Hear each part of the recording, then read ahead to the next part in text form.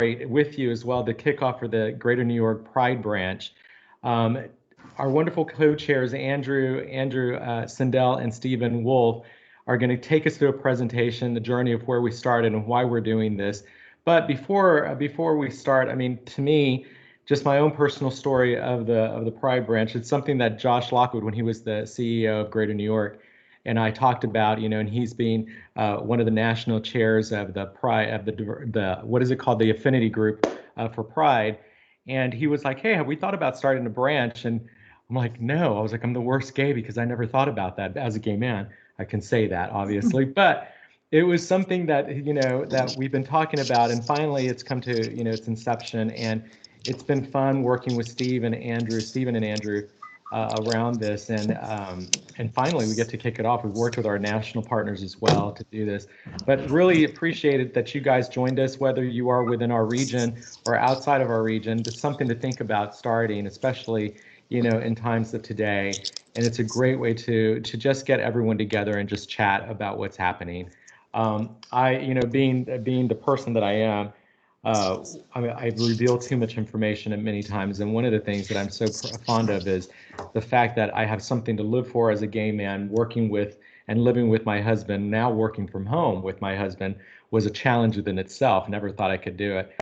But 20 years later, this man continues to inspire me and make me laugh. And to have an affinity group like that I can share and be safe in, and be able to discuss some common ground with allies or members of the community is really great. And to see that the Red Cross is really, progressing in everything that we do within our diversity and equity and inclusion community is amazing. So I want to be able to go, Craig. Thank you, Josh. Yeah, all the credit goes to Craig, not me, though. Yeah, but I want to be able to just introduce a couple of wonderful people that are going to say a couple of words for the next couple of minutes. And one of them is our fabulous new CEO, Mary Barnaby, who is just a great inspiration, a great leader, a great woman in the business. And, and then she's going to turn it over to our wonderful DVP for the Northeast Division, Josh Lockwood. But Mary, it's off to you.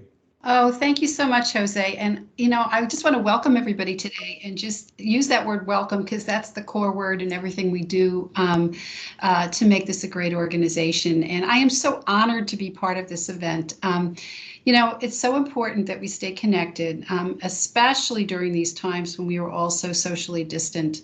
And I'm going to start by saying some of you may not be old enough to know what I'm talking about, but I'm old enough to remember that Stonewall wasn't just a jam in a company, but a day of awakening, not only for the gay communities all over the world, but also for the rest of the world, so they and we could all begin to understand that our LGBTQ brothers and sisters have the right to be themselves and bring their authentic selves to everything they do. And that includes being in love, having families, getting the respect and opportunities they deserve at work, choosing to live their lives in the gender that feels right, and getting the same financial protections as any other American. So I'm not gay, but I must admit to you all that Rachel Maddow could turn me on a dime. I am the mother of a gay man. Jose's laughing, he knows. I am the mother of a gay man who is 35 years old and who came out right after he graduated from college. And despite all the love and support from my husband and myself and our family, he still had to struggle to find his place in the world. As Kermit the Frog used to say, it isn't easy being green. And so often, and perhaps more often than we even realize today, anyone who's just a little bit different in this world is made to feel excluded and unwelcome. And many of you know just what I'm talking about. I had to give my son the talk about being careful about public displays of affection when he was with a boyfriend in places where gay people are not welcome. We all remember Matthew Shepard, our very own martyr for our cause, and a reminder of the hatred that we need to keep working to fight through our very acts of love, positivity, and also an unwillingness to let them win. Today is about a celebration. I love the word pride. It says to me that we are proud of who we are and are right to be who we are meant to be. But like Kermit said, it isn't always easy. And we need each other for support, encouragement, to lift one another up, so each of us can be the very best me that we have the right to be. So thank you to Jose, Stephen, Andrew. Oops, I just lost my notes, guys. Sorry.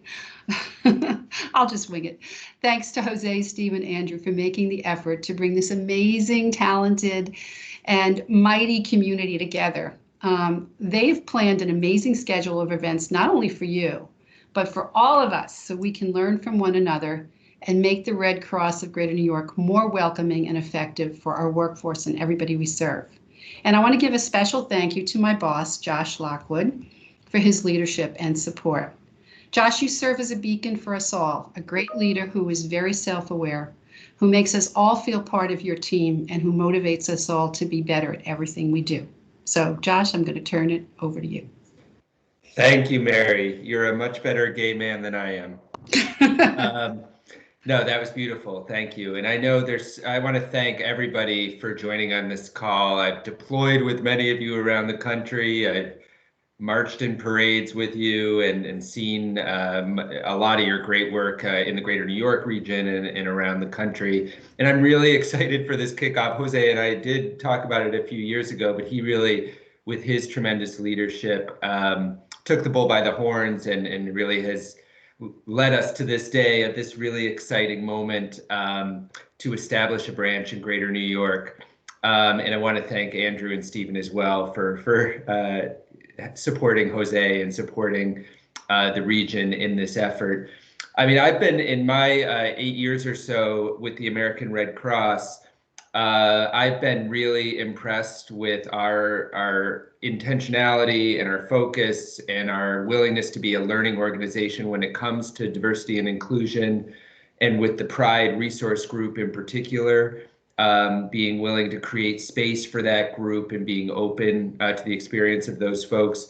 Gail McGovern is our national CEO, is the executive sponsor of this group, and so she's very plugged into all of the activities and issues that the Pride group faces and grapples with. And I thought, well, I do want to say one of the hardest things about giving my job over to Mary, who's a much smarter, more evolved leader than I am, but it's been for years, Jose was across the hall from me, and I really do miss yelling at him several times a week to turn down his music. But so Jose, it's difficult not being in close proximity to you to argue about the volume of Taylor Swift. But I have had a few just incredible, I've had so many, as many of you have, just have had so many incredible experiences with the American Red Cross, particularly on disaster scenes. But I remember several years ago, getting a call about the Pulse nightclub shooting in Orlando, and being asked to go down and serve as the AD of External Affairs there, and getting on a plane immediately and heading down, and immediately going to a family assistance center and waiting alongside families after this mass shooting, which had been motivated by hate for the LGBTQ community, but just waiting around with families of all stripes, waiting to hear death notices for their children, some of whom were learning for the first time that they had a son or daughter who identified as gay.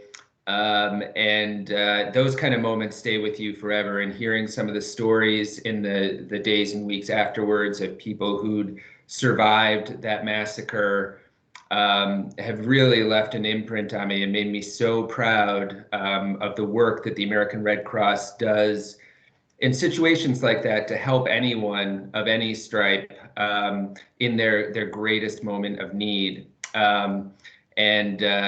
That is, bar none, is really the most powerful moment I've had at the Red Cross, meeting those families and speaking to those survivors. A second activity I've been involved in through the Pride Group with Gail McGovern and others is the recrafting of our national position on gay men giving blood, which we call MSM.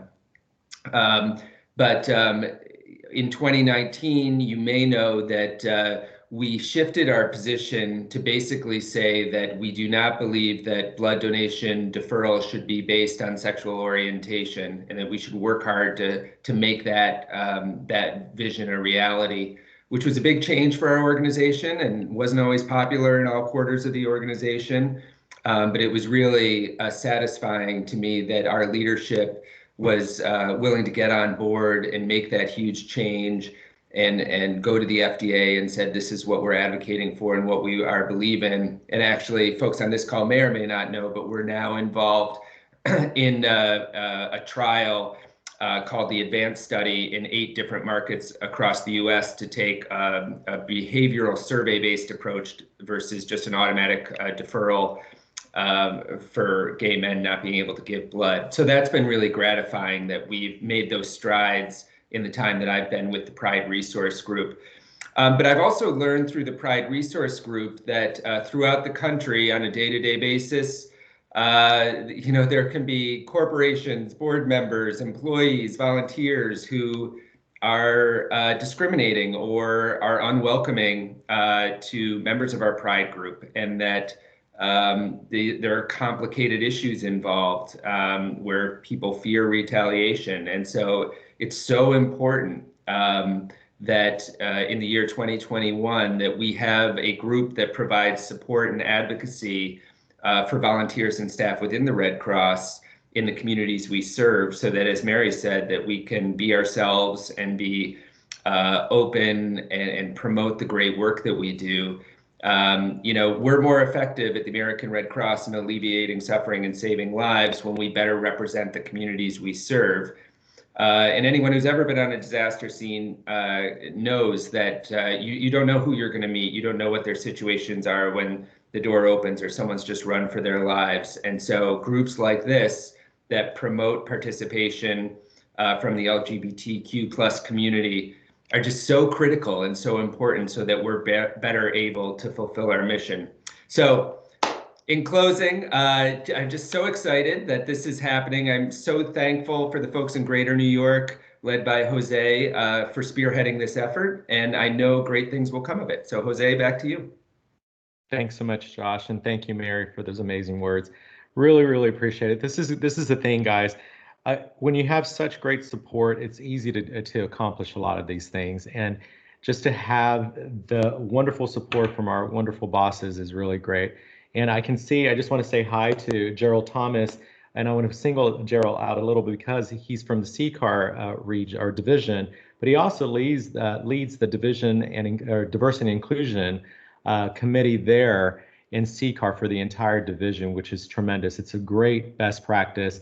And just the short time that I was there as the interim RE for South Florida, just learned a lot from this gentleman, along with Joel Sullivan, who was my other partner in crime, the RE from Tennessee, who flew down and actually was my partner in crime during some of the hurricanes there. But when I was deployed to North Florida, the North Florida region, I got the wonderful chance and pleasure to work right along Gerald, and he really doesn't do much. He's just all talk and show, but oh my God, it was great to learn from him. And I just want to do that as well, just talk and do nothing. So Gerald, I just would love to hear, and thank you for joining us. Anna Trepethan, the DVP voluntarily said, oh, Gerald's going to join, but I'm sure he was really excited. But I'm really curious, what are your thoughts? What are you guys doing in the division down there in CCAR with regards to diversity and inclusion? Because there's a lot of great stuff coming out of there.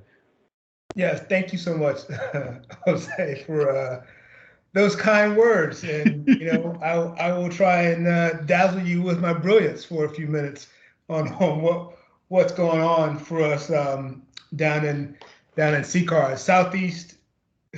And somebody already put it in there. Southeast Caribbean and the Carolinas is what CCAR stands for.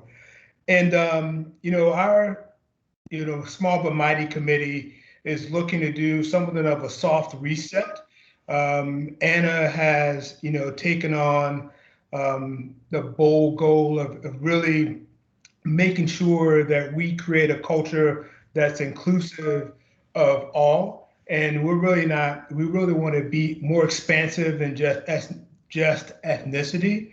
So that's, something that we want to make sure that the work of the committee aligns with the work of the division leadership, which aligns with, Harvey's, imperatives, and also that Josh is leading, but also in alignment with the work that the Office of Diversity Inclusion Services is also doing. So getting that all together before we start moving out on things that I think are really cool, right? Because I got a lot of cool stuff up here. So we just want to make sure we're not getting out over our skis, but we're doing things that we can provide assistance to REs and EDs in their day-to-day work and help make their lives a little easier in this space. So that's it for me. Appreciate you for giving me a few minutes. Thank you so much. Miss you, my friend, and wish you all the best. Thanks so much, Gerald. And I'm going to put Joel Sullivan on the spot because Joel is an RE. He's pretty amazing dude there in Tennessee. And I would love to hear from an RE perspective, Joel, what does that look like to you, diversity and inclusion? How do you inject this into your region, into your team? Thanks, Jose. I appreciate the kind words. Love being put on the spot. So let me see if I can create something eloquent for you. It is a focus of Anna Trefethen's, our division vice president. So we were all very engaged in that, and I appreciate Gerald taking on that role to lead it. We always say that diversity and inclusion, it's not about diversity. There's diversity everywhere. It's about the inclusion piece, and now we've got the equity piece as well.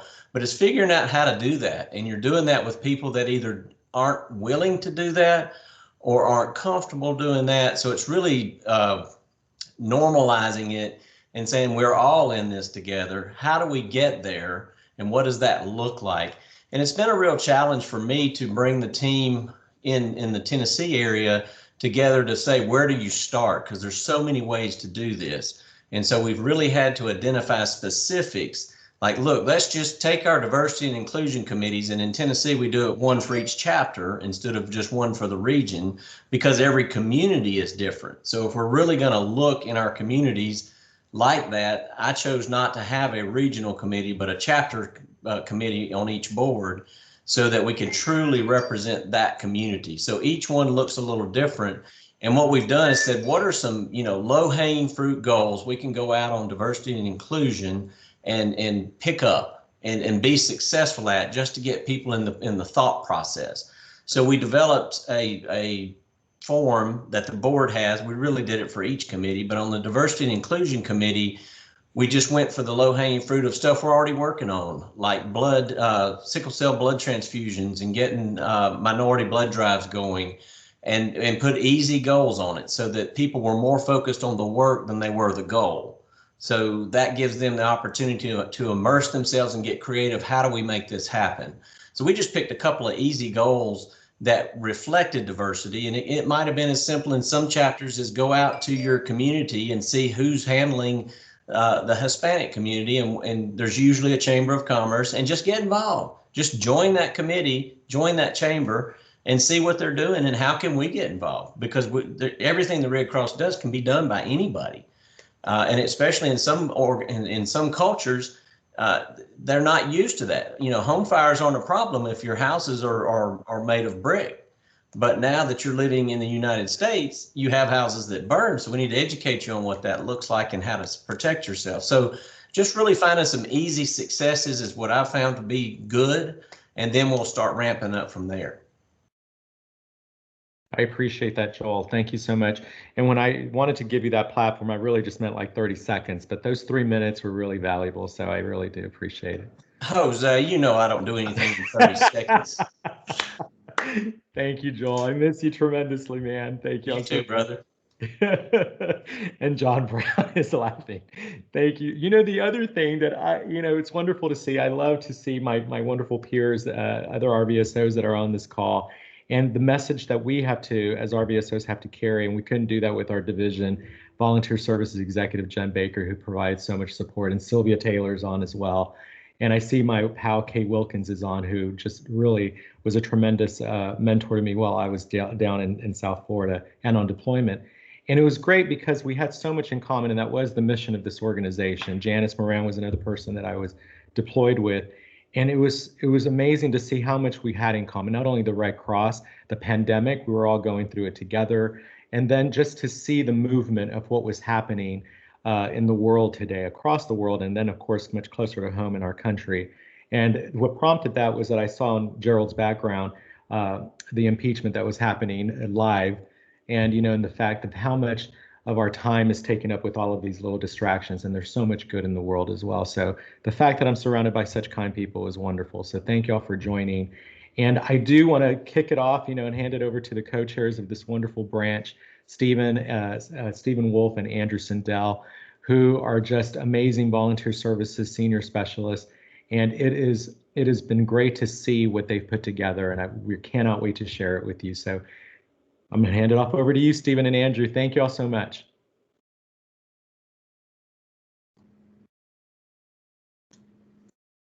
Hey, Jose. Thank you. Thank you, everybody. And Jose, thank you for assembling this wonderful support. It's fantastic. It is fantastic to be supported, and I couldn't be more happier and more prouder to be able to do this. We had started this a couple years ago, and other priorities took hold, and I decided to pick this up now because I felt it was the right moment for many, many different reasons. And just a little bit about me. My name is Stephen Wolf. My preferred gender pronouns are he, him, his. I've been with this organization since 2007. I started as a volunteer. I love being in volunteer services, but before this, I was in the entertainment industry for a very long time, if not my entire professional career. So as a result, I was with like-minded people, and I was in an industry where I never felt that I wasn't supported, or that my individuality was not supported and couldn't come out. So I was kind of always out. I am a gay man. I kind of always knew I was gay since I was like a wee little toddler, right? And have been lucky, really. And as a result, I don't think I ever had to question it. And because I never had to question it, I think I took it a little for granted. So when I picked this branch up and wanted to do it, it was for very much to support the goals, diversity, inclusion, so important, but also kind of a personal journey, which I am happy to share with you today. That there are two reasons here that I'm kind of doing this, and I'm really proud. I'm also very happy to let you know that I felt nothing but love and support of the Red Cross, nothing from that. And it's fantastic to see all the support, and I've got to say thank you to Jose for creating an environment that is welcoming, that is casual, that is performance driven, that is just so supportive. And one of the things we'd like to do with this branch is let people know, let our base know, this is the Red Cross. And most importantly, let our communities know, this is the Red Cross. We welcome all, we service all, and we don't question, really, part of our fundamental principles. So I'm so happy to be a co-chair with Andrew Sindell. I'm going to turn it over to him so he can introduce himself and then start the slides, and we can tell you all about this wonderful branch. If you want to put questions also in the chat, you can do so too. We'll be monitoring it, but also we'll have a chance for question and answers toward the end, and we'd love to get all of your questions there. So hand it over to Andrew. Thanks so much, Stephen, and good afternoon, everyone. It's amazing to see so many people on this call. I think we have over 60 people have joined us, and that means so much to me and Stephen as well, just that so many people are really taking the time to join this movement and coming to learn with us. So my name is Andrew Sindell. I'm one of the managers for volunteer recruitment for the Greater New York region. I've also been with the organization since 2007. And it's just an honor to be able to co-chair this group with Stephen and to see the amazing support we have from leadership, from Jose, from Mary, and Josh that are really championing this effort. So without them being behind it, I don't think we'd be able to have this group. So I'm just so appreciative of them. And personally, this group means a lot to me. Being able to do this as a gay man myself.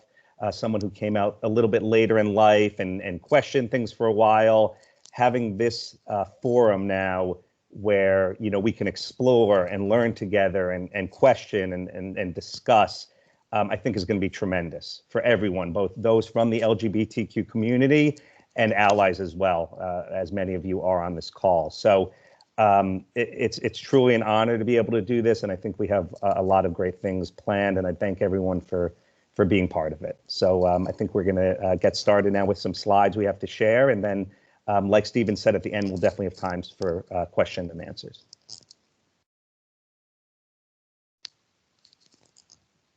Okay, so welcome, I guess, officially now to the kickoff event. So we're kind of starting from the beginning. We wanted to just do a very quick overview from our Office of Diversity and Inclusion on, what is our diversity mission statement as an organization? We're a group of people that want to, consistently deliver products, goods, and services in a culturally competent manner. So with everything we do, that's in our forefront, whether we're a volunteer, paid staff member.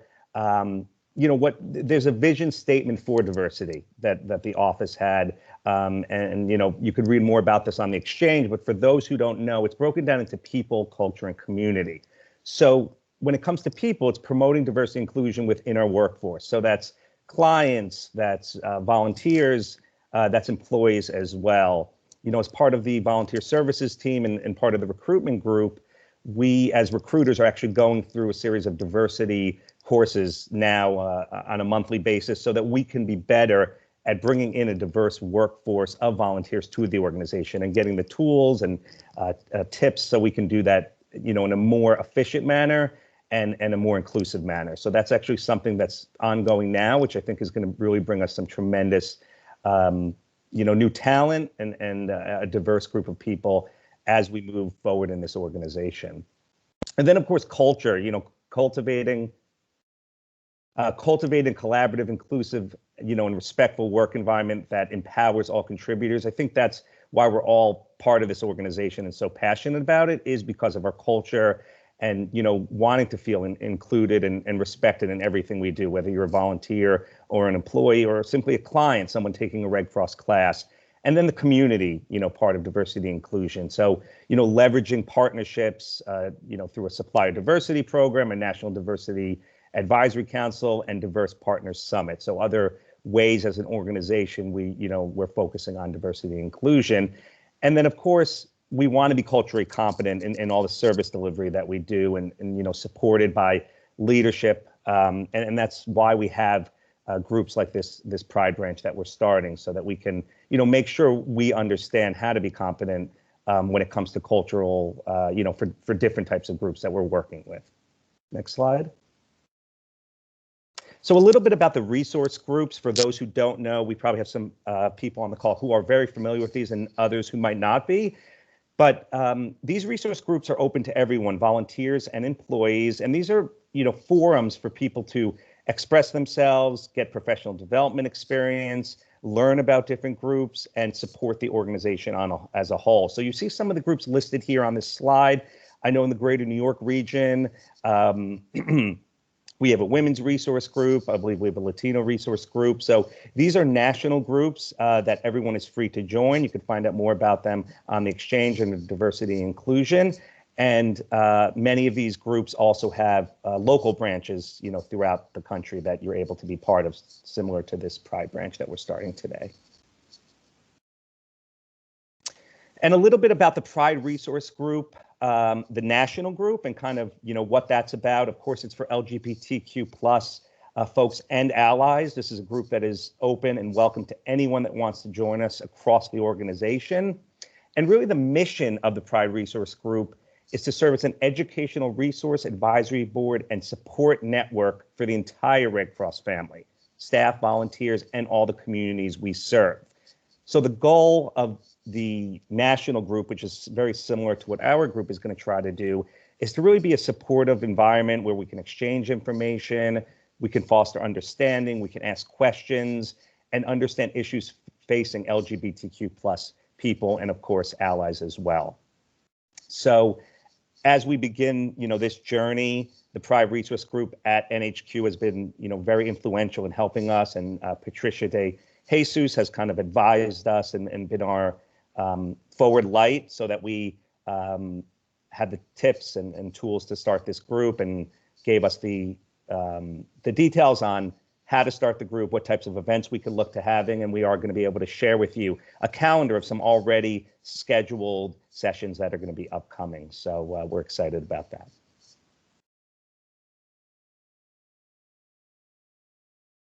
And I'm going to turn it back over, I believe, to Stephen to talk a little bit more specifically about our branch and what some of our local goals are going to be. Awesome, Andrew. Thank you so much. So you heard about our diversity and inclusion statements, or the mission and vision, and of the National Pride Resource Group, that they're an advisory body or educational resource. We're the same thing, but we're local. That's what the branch is all about, right? We are a local component of the National Resource Group, and we support all the goals of the resource group. So their goals are our goals. Our branch goals are easy. Networking, business focus, professional development, bringing you tools, resources, workshops, trainings, anything to raise awareness, to educate, to better serve our diverse clients out in the community, to make sure that it's a welcoming experience as well. We want to make sure that we can also increase our awareness in the community to make it known that we service everybody and the Red Cross is here for you. Networking, we want to make sure that we can expand this. This is something that excites me and Andrew the most, is getting to know our fellow LGBTQ plus people throughout the Red Cross Network and our allies. And that is our Pride branch. So we're the local group here, and we've got all these wonderful goals to kind of support. We will have great meetings, great trainings, great resources. Everything that we do, we will share with everyone. And every kind of session that we put in our calendar is really open to everybody, because it's all virtual and you can kind of join right in. And then for members, there's meetings just for you. And there's other things that we have just for you as well for our membership in the local Pride branch. So I've gotten emails about kind of the structure of the Pride branch. And yes, Andrew, thank you once again to Patricia De Jesus, who's really kind of guided us to get this off the ground. This all goes up to the Office of Diversity and Inclusion, ODIS. That National Pride Resource Group goes and reports up into them. And you can kind of see the reporting structure there. We've got the branch, under us branch members. Mary J. Barnaby is our champion. She's our executive champion in our region for the Pride branch. And that's a simple structure there for you. Membership. So how do you join? Well, it's pretty easy. You just kind of send us an email. We've got our own email box, gnyregionpride@redcross.org. Send us an email and join. There's a lot of great stuff that we have planned that once I toss it back to Andrew, he can let you know what we've got planned. It's recommended that you do join the National Pride Resource Group as well and send them an email. Why? Well, they can put you on their email list and send you a couple of interesting things that they do. They do this 3 things to know every, I believe, monthly, and then quarterly there are national calls about different topics. So it's a good thing to kind of join it. So we will go ahead and send this presentation out to people and follow up with our volunteer base, but it's really easy to join. Other questions I've gotten is, do I have to be a member to get your resources? You don't, but we'd love to include you in our membership. Come and be a conduit for revealing the rich diversity of the Red Cross to everybody in the greater New York region. Now I'm handed over to Andrew to talk about all of the wonderful events that we have planned. The calendar is a half plan. There's some events are tentative, but we've got some great stuff for you. Hand it over to Andrew. Great. Thanks so much, Stephen. I also want to thank Stephen for putting this PowerPoint together. He did a fantastic job. You might have seen some of the photos were from our greater New York region, past Pride parades we participated in, and we've had some great events in the past. Before we were an official committee, we did participate in the Pride parade in New York City, I believe, for 2 years, which was a great event for everyone. And we hope to actually participate in that virtually again in June in our region. So to give you an idea of what we already have planned and kind of on the agenda, you can see, of course, we have our kickoff, and then we already have planned a couple cultural competency related trainings that are going to be coming up. We're trying to do the trainings both in the evening and daytime options, depending on people's schedule. We've partnered with the Loft, which is a great LGBTQ plus organization in Westchester County, New York, just north of New York City. And we also are working with the mayor's office to end domestic and gender-based violence in New York City, and they'll be offering some workshops for us. So these are just some of our initial workshops we have planned. LGBTQ plus aging. We have one on community and gender-based violence, part 1 and part 2. So it's a 2-series session. And what our plan is, most of these are open to all volunteers and employees across the organization. And then those that are actually part of our branch will have some separate meetings. You could see those listed in yellow so that we can have our own discussions and kind of talk further and get, the voice of people that are in the membership. We really want people's feedback and people's ideas so that they can, tell us what they're looking to experience from this group. We're also hoping to do some movie discussions as well. So LGBTQ plus related movies and topics around that community, and then have discussion on those as well. So we're going to talk a little bit more about that. So this is kind of the initial calendar for February and March, and then you can see we've tentatively planned events all the way through June. So National Volunteer Week, we thought there was maybe we could do a virtual happy hour, some networking, an annual day of silence to spread awareness about the effects of bullying and harassment in the LGBTQ community, especially with students. So have some awareness around that, and then continue some of the other training courses, the non-binary 101 training from the Loft in Westchester County. And we're also in the process of working with other agencies throughout our region that can provide additional training and additional speakers that could join us. But you can see we have some great events planned, and we really welcome everyone to join. I think it's going to be really interesting, and time for question and answer during all these sessions as well. We've really met some great people who are experts, in LGBTQ plus issues, and kind of help guide us on what some of these initial courses could be for the group, and kind of how we can continue the momentum moving forward. So we want to plan, a calendar through the fiscal year, just so we had some concrete ways that people can jump on board and participate. So that's kind of what our calendar looks like, and that's a little bit about our branch, and then of course a little bit about diversity and inclusion at NHQ. So hopefully that was helpful for everyone that joined.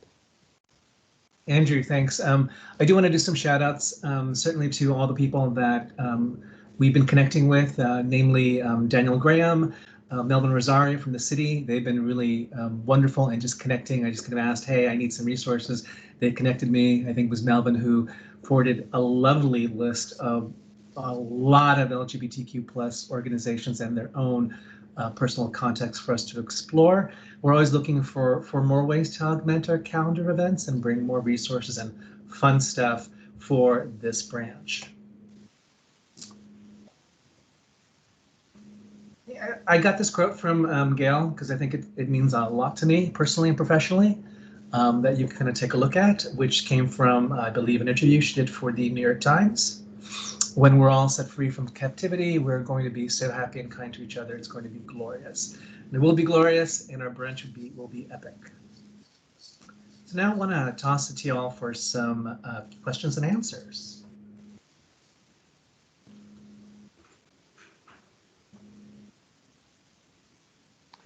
And just before, while you guys are thinking of some questions, or if you don't have any questions, well, I just noticed my hat is on crooked. I'm so sorry. That's uncalled for. But, one of the things I just noticed was that I forgot to mention, I did mention some of the EDs that I worked with, but Stephanie Dunn Ashley is one of our amazing executive directors at the Metro New York North chapter, and Neela Lockle is also our other executive director at the Long Island chapter, and they work very closely with their boards, and it's something that we have, and Josh has introduced that to our board as well in Greater New York, the New York City board, and has continued. And they formed a diversity and inclusion committee, and their goal and their commitment is to look for a diverse population of board members. And I'm just curious, Stephanie, I see that you're on. How is this working when you do talk to your board, putting you on the spot? What is their feedback? What is their thought process when it comes to diversity and inclusion? Hi, thanks, Jose. Thanks for putting me on the spot. Really love that. I think they're completely open to it. We have a very small core group of people. They just formed themselves in December. They've had their first January meeting. They're up to have another one, but they're really engaged and really full on making sure that everyone is diversified, DEI completely. Wonderful doctor Kim Nichols is leading the charge with it, and we have the full gamut from someone that is in their 30s on the board as a young patron, all the way to the more mature person. But we have 4 board spots actually to fill, and that is one of the charges, to putting somebody from the diversity inclusion committee onto each of the other committees to make sure that they are going down the line of what they should be doing for diversity and inclusion. And it's really, I think it'll do really well. And then if anyone's on this call who knows anybody who'd like to be a board member for Metro New York North, plug, send them my way. But it's, we've got a great group of people, and they're really very much into it. So I was thrilled at the kickoff meeting that they had. I'm thrilled at the reactions that all of the board members had, and what they're charged with and what they're going out to do. So it's great. Thanks, Stephanie. I love to see everything that comes out, especially during board meetings, and the suggestions and the ideas have been really enlightening. And to me, I mean, just it's going to be 15 years with this organization. The progress that we've made so far has been great. So very excited about that. I see my dear friend Pamela Holtz, who's from the Tennessee region. She's also an executive director, and I'm just curious, how do you, Pamela, just to compare and contrast, how do you work with your boards there in your area? Hello, Jose. It's lovely to see you too. Thanks for inviting me to be part of this. It's been really neat to be to have this conversation with my board here. When I went out to DC for ED training, I did mention that my chapter isn't a particularly diverse chapter in a lot of ways, but I'm really proud of the fact that we do have people representing the LGBTQ plus community involved with our chapter. It's something that's close to my heart. Some of my very dearest friends. And so I think we're working to engage people throughout our chapter, and just making sure that everybody's aware of the fact that diversity has a lot of different perspectives, and we want to make sure that everybody sees just what that means in our community. And I'm proud to be part of leading the charge to help people learn that. So thanks for inviting me to be part of this. I'm really excited about it. Thanks so much. I really appreciate you. And I see Neela is back. I couldn't see you on the list, Neela, so I'm glad you're back, because the reason I want to pick on you is you have a board member that is actually a chair on an LGBTQ community center, and he has just been one of our biggest advocates. So I'm really excited to be working with him. But how did you go about doing that? What did you do? Well, it's Long Island is, I like to joke, 3 million of our closest friends, right? And so lots of overlapping relationships. And so we had a relationship with our LGBT network to begin with, just having them come in and talk to volunteers about creating an inclusive environment and trying to find ways to work with them. And Sammy, sitting on our board, has since become their chair. Their board chair. And so it's been wonderful because he's helped us liaise a number of times. And he also chairs our board diversity committee. So he wears a whole lot of hats. He wears the LGBT hat. He wears he's a Chinese Jewish man. So he wears all of these hats, and he helps us in our diversity committee and on our board to always just keep that lens. He is involved in our nominating committee, so always reminding us about that lens and that intentionality, really helping us stay focused on keeping that front of mind. Thanks, Neela. Sammy is amazing. And Josh mentioned, he put in a comment that Neela has marched in more pride parades than he has, and it's true. Every time you turn around, Neela's at one of these, well, she's at every parade. But Pride just happens to be the most exciting one. We've had some great parades in Long Island that we've they've been awesome. They've been awesome. And for those of you, in New York City, obviously there was a major occurrence that happened in Pride. What was it, 2 years ago? It was the 50th anniversary of World Pride, and that's where these amazing pictures came from. And we're very fortunate to be able to have these T-shirts made and to march along so many of our community members and partners. And And even some of our partners are major donors, which are awesome, that we were like, oh my God, look, there's Chase, there's this, there's that. And it was great to be able to connect the Red Cross to all of that. And we were so well received. But I do have to say, and I'm going to put Mary on the spot, our wonderful CEO, and even Josh, perhaps, one of the things that we did work with, it was the CEO from the Loft in Westchester County that Andrew introduced us to. And they were very excited to know that we would be able to offer an opportunity to sit down and talk about what is the study that we're doing, the advanced study, and talk about M4M and what we're doing as the Red Cross to progress, this movement. And Mary and I talked about it, and we're very excited to be able to offer something. We're trying to find the right person to talk to, but that was really that caught their attention, I can tell you. And so just so everyone's aware, talking about biomed, what is the movement within the Red Cross being such a juggernaut that we are? And Mary, I'm curious, what is your approach to have that discussion? Well, I think just to read, once we know kind of where we are in the study and what kind of output we have, then to really reach out to different community partners and leaders, including the Loft, but also other organizations that support LGBTQ rights, and letting them know. Because I shared a story with Jose, and I'll share it with all of you, that a couple of weeks ago I was in a restaurant here I live in Stamford, Connecticut, and I was socially distanced in a restaurant, and one of the waiters who I've known for a long time came over, and I had my one of my Red Cross, swaggy things on. And he said to me, "Oh, Mary, you work for the Red Cross now," because I hadn't told him that I had shifted jobs. And he said, "I really want to give blood so badly. I had COVID, and I really, really feel bad that I can't give blood." And he wasn't complaining or anything. And I told him a little bit about the study, and I said, and I explained about the FDA and all the kind of the restrictions that we have. But I just think we have to be very, very, vocal and open with our community to share these results, regardless of how they come out, because I think it's really important for us to be transparent, to let communities know that we really do, understand and want to have them participate more. I know every time I've gone to a place where blood is collected, people feel so good and so happy, and particularly somebody that maybe had COVID and wants to have their plasma help cure somebody else. So I'm very hopeful and optimistic about the ideas that we can move forward and continue, and just pick our partners and let them know what we're doing when we have some information that can really be helpful. And it's about the gay male community and the bisexual male community, but it's also about people who lived in Europe. It's about Haitian people. It's about a lot of groups that we have really,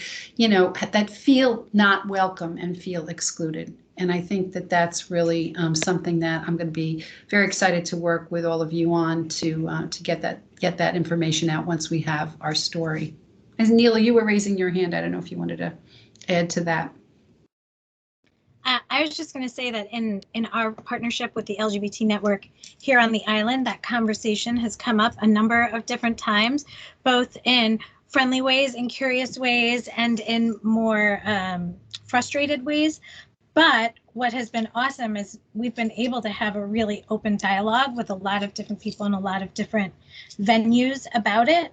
And I think that the organization's position and and the activity and the progress that we're making are all really great opportunities to have conversations. And, people sometimes want to talk about what it feels like to have been on the receiving end of that experience, and creating space for that, especially from the organizational space, is meaningful. And so that in and of itself can, I think, bring us further along. That's great. Thanks, Neela. Thank you, Mary. It's really about education. I was just thinking about what you guys were saying and the perspective that I had, and I do remember being a hugger. For most of you who do know me, I love to hug people, even when they don't want to be hugged. I'm kidding, obviously. But it was just one of those things where I remember hugging one of my team members, and and somebody, it was a wonderful volunteer here in Greater New York that saw me and saw us hugging. And I think I had just come back from PTO or whatever the case may have been. And it was like a week later, and this person came up to me and they're like, "Oh, I had no idea that so-and-so was gay. And I was just like, I'm sorry, and it just caught me completely off guard. And I'm like, oh, I was like, I don't know either. I don't know if that person is gay. Oh, I just saw y'all hugging. And I'm like, oh, okay. I was like, well, I had just returned. I was like, this is somebody that I care deeply about, works on my team. And, he's a hugger and I'm a hugger. And it just so happened. And they were like, but I don't know if he's gay. So, and he was like, oh, sorry, sorry, I totally misinterpreted that. So it just goes to show it's that educational portion that we all, I mean, I'm ignorant of so many things when it comes to cultural sensitivity and just perception. And, seeing this, I hope that this branch, this is what I'd love to get out of the branch, is to be able to educate and to include everybody and talk about it and have a safe space to talk about it and be open about it as well and honest. And there's just a lot that we don't know, and there's so much to learn. Pronouns still confuse me, and that's just the basics, the tip of the iceberg. So I can only imagine how much more of undiscovered information I have to learn. So thank you. If there are any questions, we have 6 minutes.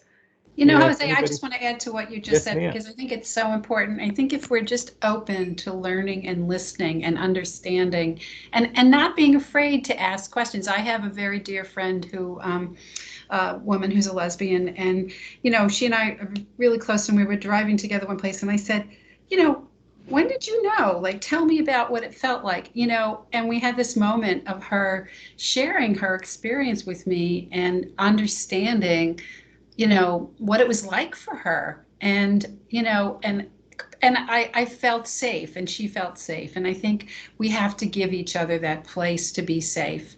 I remember when my son first came out, I worked with a guy who was very in the closet where I used to work, because I worked in this big financial bank, and, it was like, and, but he and I were close, and he helped me so much understanding how to help my son get through this moment in his life that was so important. So I think if we don't talk about it, then we're never going to learn. And I just, I think it's all about understanding and learning and realizing, what it feels like for somebody else. So thanks for that. I'm excited about this group. Thank you. Any questions for the good of the order? If anybody wants to chime in, share a story. Wonderful. I'll leave you with this. Last week, I went out to lunch at one of my favorite places in the bitter cold, and I was wearing this hat that's a fur hat made out of rabbit. Sadly, it was given to me. I did not purchase it. It's not faux. It's actually real. But yeah, I know, I feel bad for the bunnies. But, wearing sunglasses because it was sunny, and a big old mask. So you really, and this man, was sitting, just walked a little too close, and I was like, oh, excuse me. And he was like, oh, you're a guy. And I'm like, what? And he didn't recognize my gender, I guess. And I mean, I make an ugly woman. Women are beautiful. And I'm just like, I don't, but okay. And so I took off I guess I took off my hat because I was hot. And he was like, oh, you're a guy. And I'm like, I know rabbit doesn't go with this. It really should have been chinchilla.